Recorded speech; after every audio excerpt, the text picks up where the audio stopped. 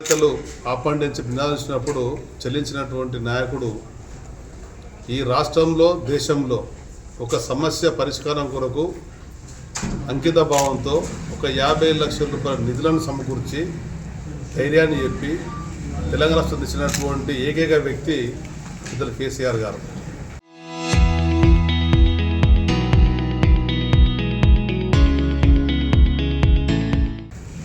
పదేళ్ల పరిపాలన మనం చూసినాం. కేసీఆర్ గారి నాయకత్వంలో కేటీఆర్ గారు దాదాపు 5-6 సార్లు ఇక్కడ ప్రజలాదరణతో ఎమ్మెల్యేగా గెలిచి రాష్ట్ర ప్రభుత్వంలో భాగస్వామ్యమై 2014 ముందు సిరిసిల్లాలో ఉన్నటువంటి మౌలిక సదుపాయాలు ఏంటిది, ఈ పట్టణంలో ఉండేటువంటి రూపురేఖలు ఏ విధంగా ఉండే, ఈ పట్టణ పరిస్థితులు ఏ విధంగా ఉండే, ఈ పట్టణంలో ఉండేటువంటి వాళ్ళు ఇతర ప్రాంతాలకు వలస వెళ్ళేటువంటి పరిస్థితులు ఉండే. ప్రతిరోజు ఒక నిత్యకృత్యంలా ఆనాడు ఆత్మహత్యలు అనేవి కనబడుతుండే. కానీ ఆత్మహత్యల నివారణ కొరకు చేతి నిండా పని కల్పించాలని, ఆత్మస్థైర్యంతో ఆత్మాభిమానంతో జీవించాలని చెప్పని బతుకమ్మ చీరలను ప్రవేశపెట్టినటువంటి భారతదేశంలో ఒక ఏకైక రాష్ట్రం తెలంగాణ.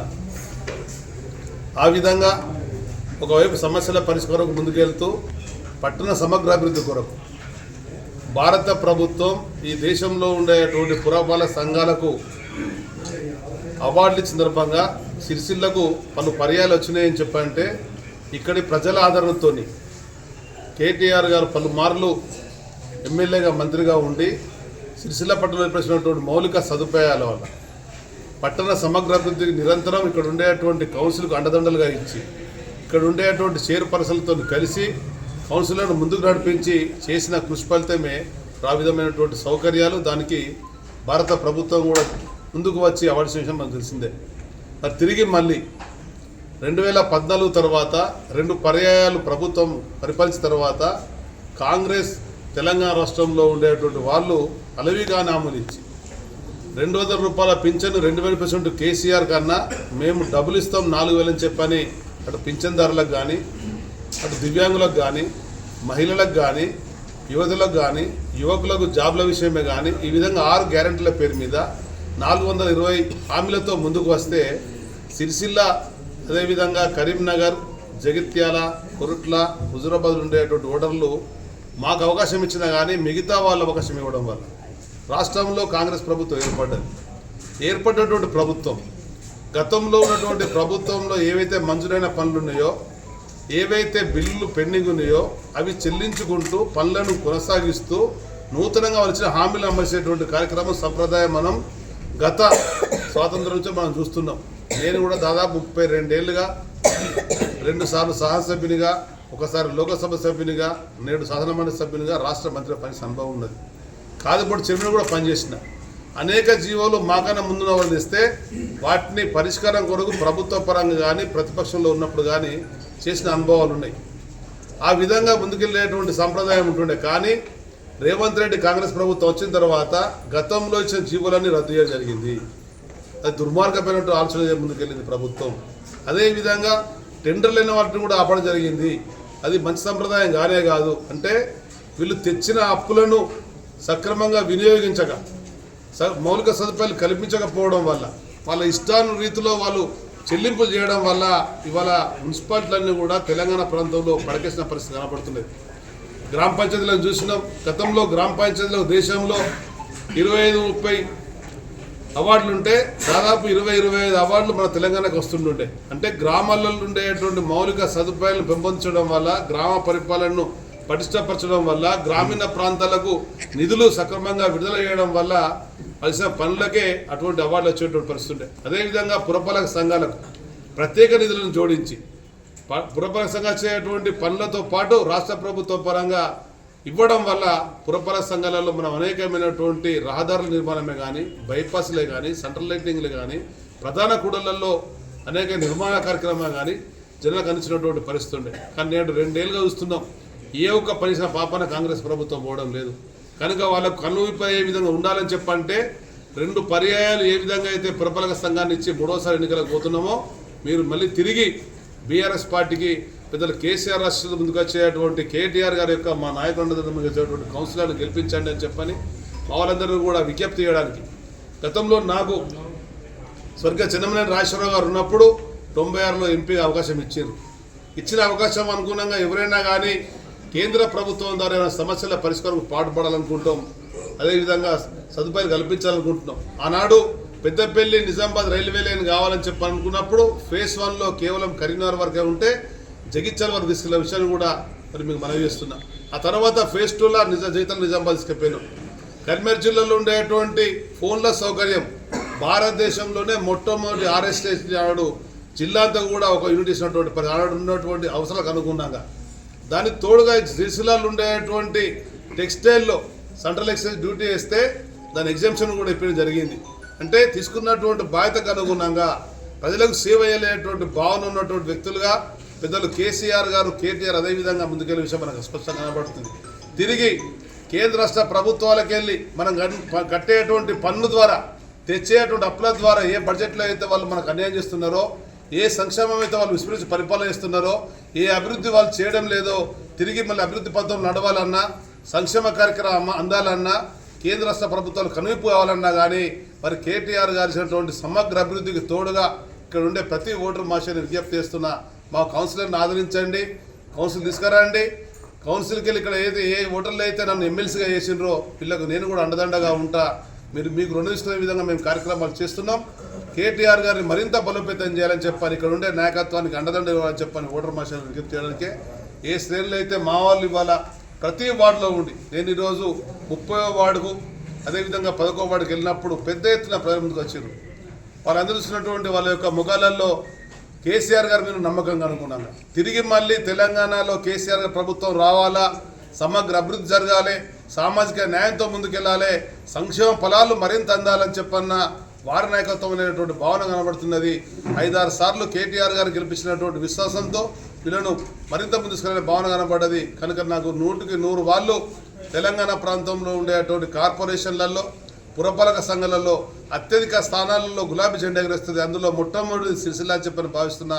అది కృషి చేస్తున్నటువంటి మనవలందరినీ కూడా మనస్ఫూర్తిగా అభినందిస్తూ, ఏ విధంగా అయితే మనం గత ఎన్నికలలో మాట ఇచ్చి తెలంగాణ సాధిస్తా అని చెప్పినటువంటి నాయకుని వెంట ఉండి తెలంగాణ సాధకునిగా భారతదేశంలో వారి నాయకత్వంలో సాధించినటువంటి శ్రేణులు, తెలంగాణ సమగ్రాభివృద్ధి కూడా నిరంతరం పాటుపడినటువంటి శ్రేణులు మరింత ఉత్సాహంతో దిగ్విజయ ఉత్సాహంతో ముందుకెళ్లాలని చెప్పని, తిరిగి మన ప్రభుత్వం రావడం ఖాయం. ఏ పార్టీ అయితే, ఏ నాయకుడైతే మాట ఇచ్చి ప్రజలు తప్పించుకుంటాడో అటువంటి నాయకులకు క్షమించేటువంటి విషయం తెలంగాణలో మనం చూసినాం. ఎట్టి పరిస్థితులలో ఈ కాంగ్రెస్ ప్రభుత్వం కనువిపోయే విధంగా మనం కార్యక్రమాలు తీసుకోవాలా. దానిలో భాగంగానే ఈ పురపాలక సంఘంలో అత్యధిక స్థానాలు సాధించాలని చెప్పని కోరుకుంటూ, ఇక్కడ ఉండేటువంటి కరీంనగర్ పార్లమెంట్ సభ్యుడు ఇప్పుడే చూసిన దారిస్తుంటుంటే బండి సంజయ్ గారు కేంద్ర మంత్రి అయ్యిండు, సంతోషపడ్డ ఒక బలహీన వర్గాల బిడ్డ మన కరీంనగర్కి ప్రాతినిధ్యం వహిస్తున్నాడు, కేంద్ర మంత్రి అయ్యిండు, మనకు న్యాయం జరుగుతుందని చెప్పని. ఇక్కడ టెక్స్టైల్ పార్కు ఒకనాడు ఇతర ప్రాంతాలకు వెళ్ళి ఇక్కడికి వచ్చి నివాసం ఉండి పనులు చేసుకొని పుట్టగడుపుకునేటువంటి వాళ్ళు ఈ కేంద్ర ప్రభుత్వ నిర్లక్ష్య వైఖరి వల్ల, కేంద్ర ప్రభుత్వం వాళ్ళు అభివృద్ధి కార్యక్రమాన్ని మరిచిపోవడం వల్ల తిరిగి ఇక్కడికి వెళ్ళి తిరిగి వాపసు అవుతున్నారు అని చెప్పంటే మళ్ళీ బాధ కలిగే విధంగా వారి యొక్క నాయకత్వం ఉంది. ఇప్పటికైనా వాళ్ళు కేంద్ర రాష్ట్ర ప్రభుత్వాలు సరైన విధంగా ఒళ్ళు దగ్గర పని చేయాలని చెప్పంటే మన దగ్గర ఉండేటువంటి ప్రధానమైనటువంటిది ఓటు అనే ఆయుధం. ఈ ఆయుధాన్ని ఉపయోగించుకుందాం, ఈ ప్రభుత్వాల మెడలు వంచుదాం, మనం అనుకున్నటువంటి పనులు చేసుకుందాం. దానికి మన కేటీఆర్ గారిని మరింత బలోపేతం చేయాలని చెప్పని, కేసీఆర్ గారి శ్రేణులు నడుస్తున్నటువంటి కృషి మరింత ఫలించాలని చెప్పని మనసారా కోరుకుంటూ ధన్యవాదాలు. జై హింద్, జై తెలంగాణ. ఆనాడు రాహుల్ గాంధీ గారు పిసిసి ప్రెసిడెంట్గా రేవంత్ రెడ్డి గారు పదే చెప్పినటువంటి మాట, రాజ్యాంగానికి అనుగుణంగా పరిపాలన సాగించాలా, రాజ్యాంగం ధరపడినటువంటి చట్టాలతోనే ముందుకెళ్ళాలి, ఎవరైనా చట్టాన్ని అతిక్రమిస్తే ఎట్టి పరిస్థితుల్లో వదిలిపెట్టద్దని చెప్పని, శిక్ష పడాలని చెప్పని, దానిలో భాగంగా ఏ రాజకీయ పార్టీతో ఎన్నికైనటువంటి వ్యక్తులు ఆ రాజకీయ పార్టీ ద్వారానే ప్రజలకు సేవ చేయాలి, రాజకీయ పార్టీ కాకుండా ఇతర పార్టీలకు వెళ్ళినట్టయితే వెంటనే వాళ్ళకు శిక్షించాలనేటువంటి మాట వాళ్ళు చెప్పినటువంటి వాళ్ళు మర్చిపోయినట్టున్నారు. 23 ఎన్నికల తర్వాత 39 మంది బీఆర్ఎస్ పార్టీ పరంగా ఎన్నికైనటువంటి వాళ్ళు ప్రజలిచ్చినటువంటి తీర్పును గౌరవించినటువంటి కేసీఆర్ గారు ఈ 39 మందితో కాంగ్రెస్ ప్రభుత్వం ఇచ్చినటువంటి అలవి కాని హామీలను అమలు చేయడంలో మేము ముందుకెళ్తామని భావిస్తే దాదాపు 10 మంది అభివృద్ధి ముసుగులో అధికార దాహంతో ఆర్థికంగా లబ్ధి పొందాలని చెప్పని వాళ్ళ స్వప్రయోజనం కొరకు వాళ్ళ వెళ్ళడం జరిగింది. మేము ఆనాడు పెద్ద ఎత్తున ఫిర్యాదు చేసినాం, ప్రజాక్షేత్రంలో వాస్తవాలు తెలియజేసినాం. ఈ భారత రాజ్యాంగం అమలు చేస్తున్నటువంటి రాహుల్ గాంధీ గారు, కాంగ్రెస్ పార్టీ మీరు తెలుసుకోండి, ఈ విధమైనటువంటి చర్యలకు రేవంత్ రెడ్డి కాంగ్రెస్ తెలంగాణ ప్రభుత్వం పాల్పడుతున్నది, మరి ఇది మంచి సంప్రదాయం కాదని చెప్పంటే పెడిచేయని పెట్టినరు. మేము ఇచ్చిన ఫిర్యాదులను కూడా వాళ్ళ ఆధారాలు లేవంటారు. అంటే ఏ విధంగా ఉందంటే వీళ్ళని చూస్తే పిల్లి పాలు తాగుతూ కళ్ళు మూసుకొని ఎవరు చూడలేని విధంగా ఉన్నది.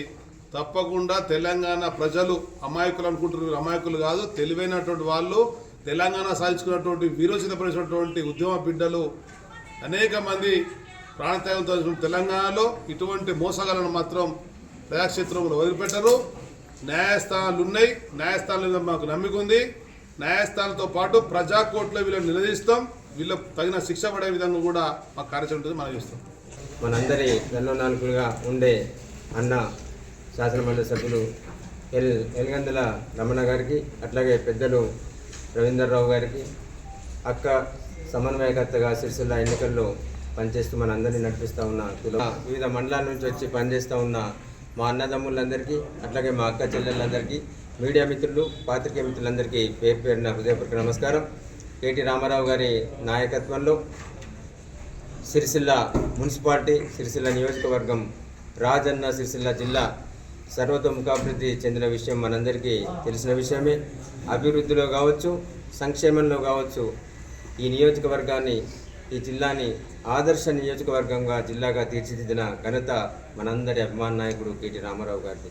కేసీఆర్ గారి ప్రభుత్వంలో 10 ఏళ్ల సంక్షేమం పరిడవిల్లింది, ప్రజలందరికీ ఫలితాలు అందినాయి, ప్రజలందరూ కూడా సుఖ సంతోషాలతో ఉండేవాళ్ళు.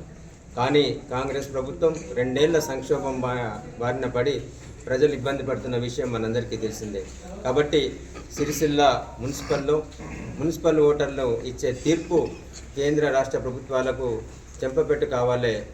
గులాబీ జెండా మున్సిపల్ మీద ఎగరాలనే ఒక సంకల్పంతో మా కార్యకర్తల నాయకులందరం కూడా కేటీ రామారావు గారి నాయకత్వంలో ఇక్కడ పనిచేస్తూ ఉన్నాం. మనల్ని అందరినీ ఉద్దేశించి, మనల్ని అందరినీ నడిపించడానికి, దిశానిర్దేశం చేయడానికి వచ్చిన అన్న ఎల్ రమణ గారిని మాట్లాడాల్సిందిగా కోరుతాను. చరిత్ర సృష్టించినోడు ఇప్పుడు ఆ చరిత్రని తిరగరాయబోతున్నాడు. అబద్ధాల గోడల్ని బద్దలు కొట్టి నిజాలను రాగా మీ ముందుంచబోతున్నాడు. నిజమైన వార్తల కోసం వెంటనే డౌన్లోడ్ చేసుకోండి రా యాప్ని.